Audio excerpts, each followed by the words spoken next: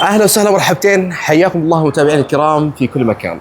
لعشاق الجبال، الرمال، الطبيعه الخلابه والاماكن المرتفعات، هذا الجيب اجانا اليوم وبيعاني من مشكله تسريب زيت من الجر. هذه المشكله يا جماعه سببها الكرنك سيل. ايش المشكله عبد هذا الرحمن؟ في ليك كرانك سيل، في يجي هارد، في ليك يجي وقالة سيل كرانك سيل يتركب جديد. تركيب جديد يعني؟ ايوه وقالة يجي جدا جميل. طبعا يا جماعه هي قطعه صغيره لكن اهمالها يسبب مشاكل كبيره، والتسريب هذا لو ترك او اهملته راح يسبب لك اوساخ في الجير، يضعف الاداء وقد يوصل لاعطال اكبر وتكاليف اعلى. انت ايش تسوي الان؟ ريد بطل غير كامل، ريد كل شيء بطل، ريد احسن ركب تاغل تورك نولتر سيل يجي اثنين سيل، واحد منك واحد داخل منك.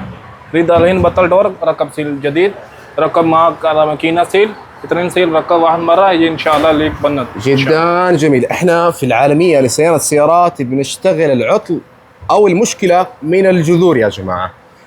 تغيير الكرنك سيل بقطعه اصليه، وكذلك تركيب احترافي وضمان على الشغل، امان ونظافه واعتماديه على المدى الطويل. موقعنا وين بيكون؟ عندنا عده فروع، المعبيره والخوض والخوير.